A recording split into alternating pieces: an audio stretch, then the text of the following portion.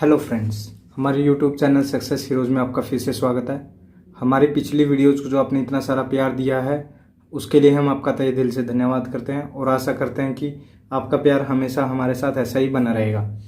आपको अगर हमारी वीडियोज़ अच्छी लग रही हैं तो हमारे यूट्यूब चैनल सक्सेस हीरोज़ को सब्सक्राइब करें, वीडियो को लाइक, कमेंट और अपने दोस्तों के साथ ज़्यादा से ज़्यादा शेयर करें।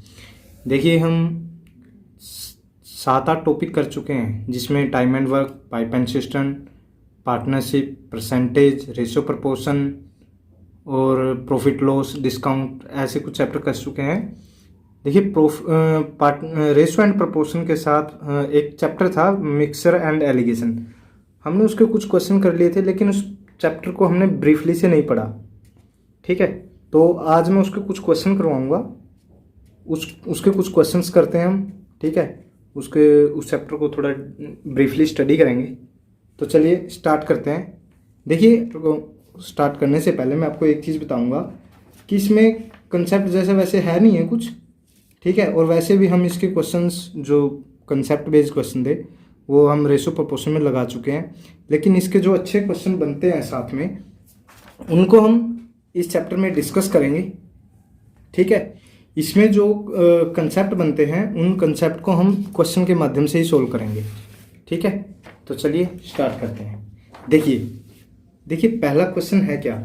देखिए, मुझे दिया हुआ है कि in an alloy there is 12% of copper to get 69 kg of copper, how much alloy will be required. देखिए, मुझे ऐसा कुछ दिया हुआ है। देखिए, कहना क्या चाह रहा है कि एक मिश्र धातु में 12% कॉपर है, 69 किलोग्राम कॉपर प्राप्त करने के लिए कितनी मिश्र धातु चाहिए, ये हमसे पूछा जा रहा है। ठीक है, देखिए हम इसको सोल्व कैसे करते हैं। देखिए, ये एक बेसिक क्वेश्चन है वैसे देखा जाए तो, ये इसका मतलब मिक्सर एंड एलिगेशन में कम यूज है इसका। ठीक है, लेकिन फिर भी हम इसको सोल्व करते हैं। आगे धीरे धीरे हम मिक्सर एलिगेशन की तरफ बढ़ेंगे। ठीक है, देखिए 12%, देखिए 12% को मैं क्या लिख सकता हूँ।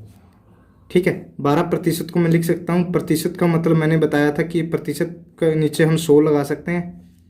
ठीक है, 12/100 हो गया। अगर मैं इसको काटूं तो 4 × 12 और 25 का 100, यानी ये हो गया। ठीक है, इसका कहने का मतलब क्या है कि अगर 25 हमारा मिक्सचर है उसमें 3 कॉपर है, कहना यही चाह रहा है ना कि पूरे एलॉय में 12% कॉपर है, कि मतलब अगर 25 हमारा मिक्सचर है तो उसमें 3 जो मात्रा है वो कॉपर की है। ठीक है, हमें कॉपर कितना दिया हुआ है, हमें दिया हुआ है कॉपर 69 kg यानी 69 किलोग्राम। ठीक है, तो अगर 69 किलोग्राम हमारे पास है तो एलॉय की मात्रा पूछी है उसने कितनी होगी। मतलब अगर 3 की वैल्यू 25 है, ठीक है, तो हमें 1 की वैल्यू कितनी होगी 25/3, और 69 की वैल्यू कितनी होगी 25/3 गुना 69। इसको मैं काटता हूँ 3 पे 23, और 25 को 23 से मल्टीप्लाई करता हूँ तो मैं बनता है 575 kg, यानी उसमें टोटल एलॉय होगी ना जो जिसके अंदर 69 kg होगा वो 575 किलोग्राम की होगी। ठीक है, देखिए कुछ नहीं किया है, 12% है जो उसकी वैल्यू है, जो उसमें दिया हुआ है कि 12% कॉपर है किसी एलॉय में। तो मतलब कहने का मतलब यही है कि मिक्सचर की वैल्यू अगर 25 है तो उसमें 3 कॉपर है, कितने कॉपर दिया हुआ हमें उस हिसाब से हम एलॉय निकालेंगे। ठीक है, चलिए अगले क्वेश्चन की तरफ बढ़ते हैं। देखिए दिया क्या हुआ है। देखिए दिया हुआ है 40 liters of a mixture of milk and water contains 10% of water. The water to be added to make the water content 20% in the new mixture.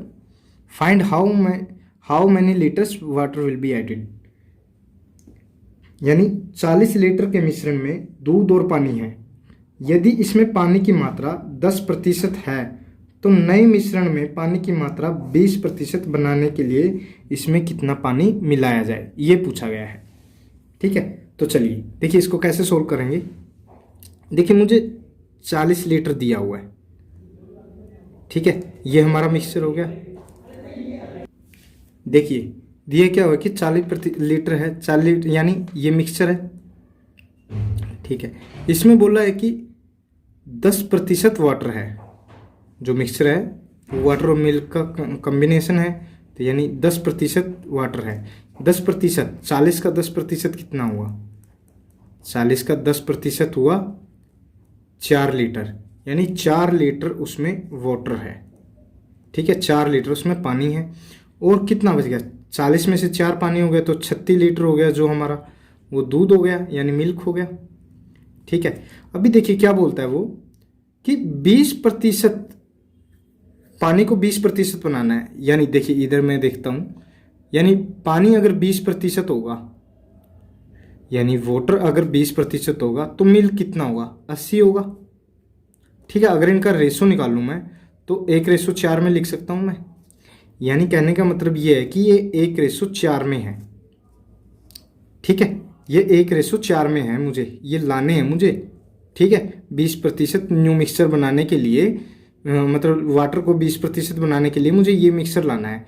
तो इसके अंदर मुझे कितना पानी ऐड करना पड़ेगा, मुझे वो निकालना है कि इसमें कितना पानी ऐड करना है मुझे। देखिए अगर पानी ऐड करना है, ठीक है, पानी ऐड करना है, लेकिन दूध तो उतना का उतना ही रहेगा ना, मतलब 36 लीटर पहले था, 36 लीटर अब है। ठीक है, तो यानी 4 की वैल्यू अगर 36 है, 4 की वैल्यू अगर 36 है तो यानी कितना गुना है? 9 गुना है ना। ठीक है, तो इधर ऐसे भी इसकी भी वैल्यू 9 गुना होगी। ठीक है, यानी इसकी भी वैल्यू 9 गुना होगी ना, यहाँ पे 9 गुना होगा, तो यहाँ पे वैल्यू है जो वो 9 लीटर होगी। यहाँ पे 36 हो गई है। ठीक है, 9 गुना होने पे तो यहाँ पे भी 9 गुना होगी ना। ठीक है, यानी 9 लीटर होगी। तो कितना वाटर ऐड किया है? 4 लीटर से 9 लीटर बनाया हमने, यानी 5 लीटर पानी ऐड किया है ना। ठीक है, तो वाटर एडिड कितना आ जाएगा हमारे पास? 5 लीटर, यानी 5 लीटर ऐड कर देंगे तो वो 20% वाटर का कंटेंट बन जाएगा न्यू मिक्सचर के अंदर।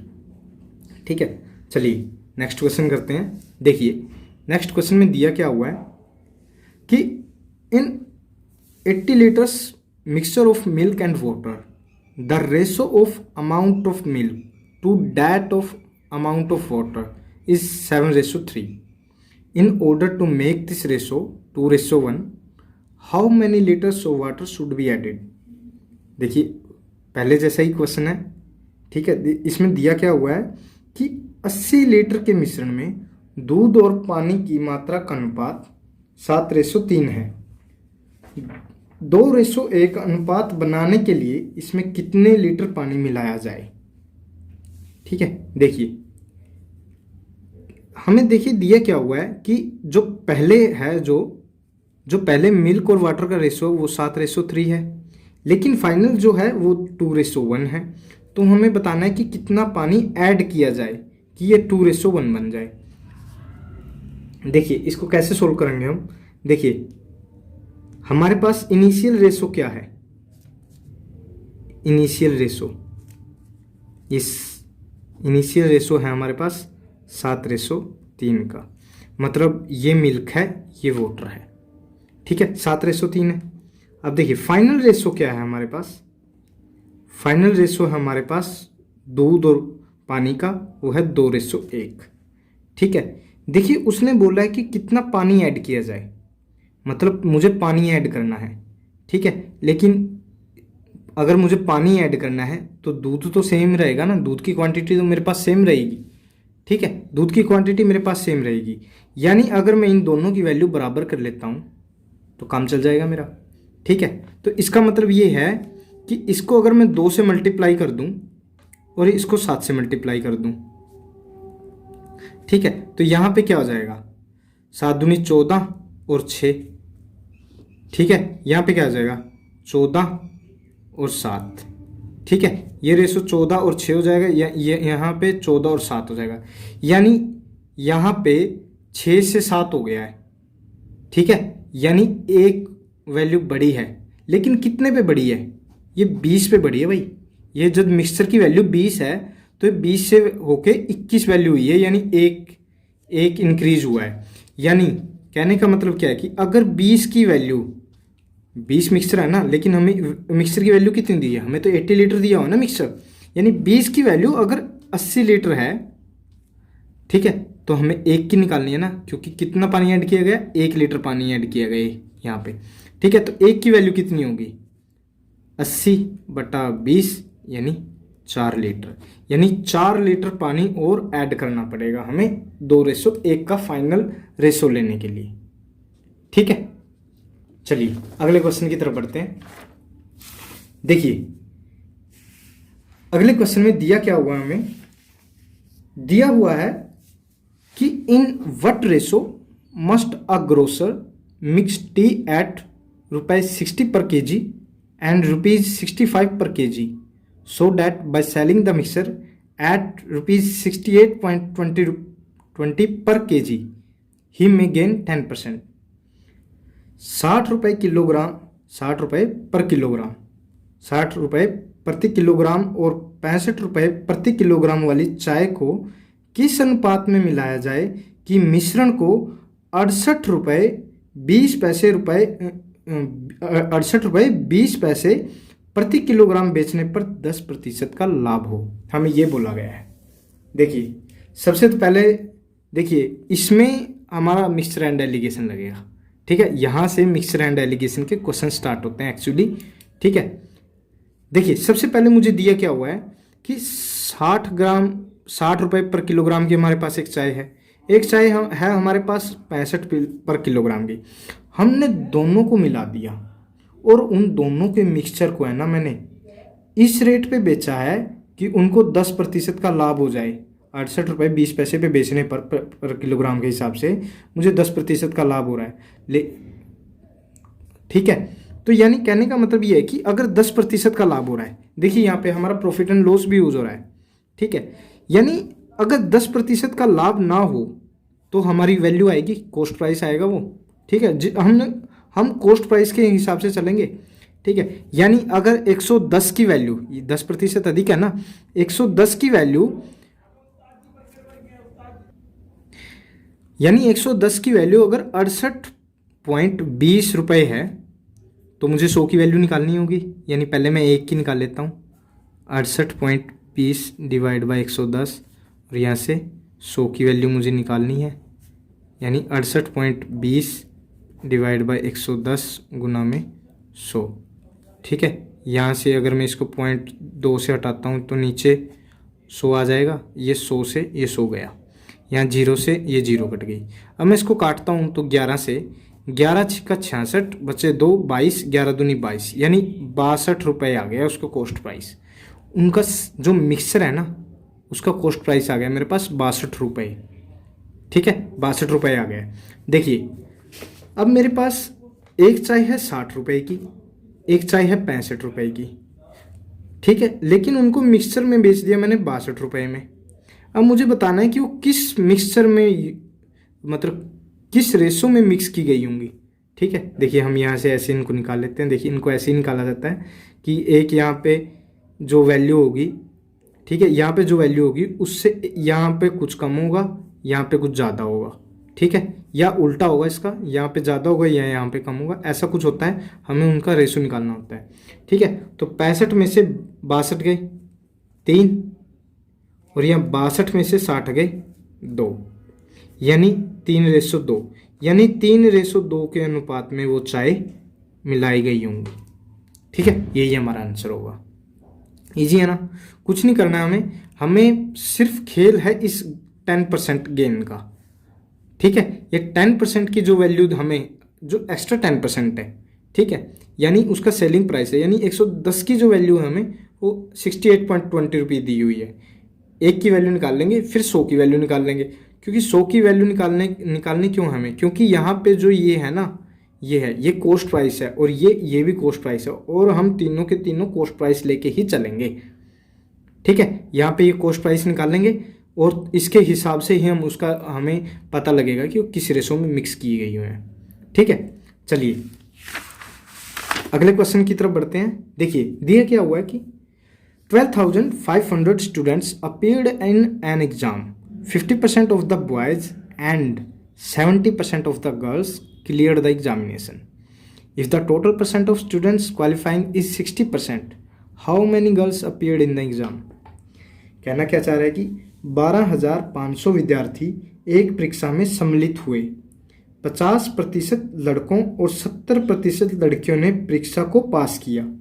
यदि पास होने वाले कुल विद्यार्थियों का प्रतिशत 60% है तो परीक्षा में कितनी लड़कियां सम्मिलित हुई, यह हमें निकालना है कि लड़कियां कितनी शामिल हुई हैं, अपीयर कितनी हुई हैं एग्जाम में। ठीक है, देखिए हमें देखिए सब इसमें मिश्र एलिगेशन नहीं होगा। देखिए बॉय कितने दी हुई है मुझे 50%, गर्ल्स कितनी दी हुई है मुझे, माफ कीजिएगा ये यहाँ पे लिख देता हूँ मैं गर्ल्स को। ये गर्ल्स कितनी दी हुई है मुझे 70%। ठीक है, 70 दिया हुआ है और टोटल कितना है 60% है। ठीक है, तो यानी क्या होगा कि दोनों को कुछ ना कुछ पार्ट रहा होगा उसमें। टोटल परसेंटेज दी हुआ है, ये टोटल बॉयज़ हैं, ये बॉयज़ हैं, ये गर्ल्स हैं, ये टोटल की परसेंटेज है पासिंग। तो मतलब अगर मैं दोनों को मिक्सर एंड एलिगेशन से निकाल सकता हूँ कि किस रेशो में बॉयज़ एंड गर्ल्स प्रेजेंट हैं क्लास में। ठीक है, देखिए कितने परसेंट है, मतलब 70 में से अगर 60 में माइनस करता हूँ तो कितना बचा है 10 बचा है। अगर मैं 60 में से 50 माइनस करता हूँ तो कितना बचा है 10 है। 10:10 में आ गए, यानी मैं इसको ऐसे लिख सकता हूँ कि ये 1:1 में है, 1:1 में ऐसा मैं लिख सकता हूँ। तो कितना होगा, गर्ल्स कितनी अपीयर्ड हुई, गर्ल्स अपीयर्ड कितनी हुई होंगी, यानी टोटल कितने हुए 1 और 1 2, कितनी हुई 1, यानी 1 हुई 2 में से। ठीक है, टोटल कितने थे हमारे पास 12,500 स्टूडेंट। ठीक है, तो यहाँ से इसको मल्टीप्लाई कर देंगे, यहाँ से काटेंगे तो इसको 6250, यानी 6250 गर्ल्स प्रेजेंट रही होंगी। ठीक है, 1:1 में। तो बॉयज़ अगर पूछता तो बॉयज़ भी इतने ही होते, क्योंकि इनका रेशो है जो बराबर है हमारे पास। ठीक है, तो चलिए आज यहीं तक रहने देते हैं। ठीक है, आगे कुछ क्वेश्चन और देखते हैं इसके। अगर मैं कंटेंट लेके आता हूँ इसका कुछ अच्छा सा, और कुछ क्वेश्चन लेके आऊँगा। देखिए ज़्यादा बेहतर से बेहतर कंटेंट लाने की कोशिश कर रहा हूँ। आप अपना प्यार ऐसे ही बरकरार रखिएगा, चैनल को सब्सक्राइब और शेयर कीजिए। ठीक है, और अगर आपको कोई प्रॉब्लम आती है तो प्लीज़ हमें मैसेज करके, कमेंट करके, जैसे भी आपका मन करे वैसे बताइए, आपको आपकी प्रॉब्लम का सॉल्यूशन दिया जाएगा। ठीक है, हमारी वीडियोस कैसी लग रही हैं कमेंट करके हमें ज़रूर बताइए। चैनल को सब्सक्राइब करें, वीडियो को लाइक और दोस्तों के साथ ज़्यादा से ज़्यादा शेयर करें, और क्वेश्चंस की ज़्यादा से ज़्यादा प्रैक्टिस करें। देखिए आधे से ज़्यादा हमने सिलेबस कर लिया है अर्थमेटिक का। ठीक है, ज़्यादा कुछ बचा नहीं है अर्थमेटिक में, अर्थमेटिक कंप्लीट होने वाला है। ठीक है, तो उन क्वेश्चंस की प्रैक्टिस कीजिए, एग्ज़ाम जल्द ही आने वाले हैं। ठीक है, जैसे रेलवे का एग्ज़ाम जो फेज़ NTPC का फेज़ 7 रहता है। ठीक है, लॉकडाउन खुलते ही ज़्यादा से ज़्यादा 1-2 वीक के बाद एग्ज़ाम कभी भी स्टार्ट हो सकते हैं। ऐसे ही HSSC का एग्ज़ाम है, HSSC के जो एग्ज़ाम आने हैं उनका नोटिफिकेशन कभी भी आ सकता है कि कब स्टार्ट होने वाले हैं। तो इसलिए अपने जो स्टडी है वो लगातार कंटिन्यू रखिए। ठीक है, और ज़्यादा से ज़्यादा पढ़ते रहिए, क्योंकि आपकी सक्सेस में ही हमारी सक्सेस है, ये तो आप जानते ही हैं। ठीक है, तो चलिए अगली वीडियो तक के लिए सबको bye bye, love you all, जय हिंद।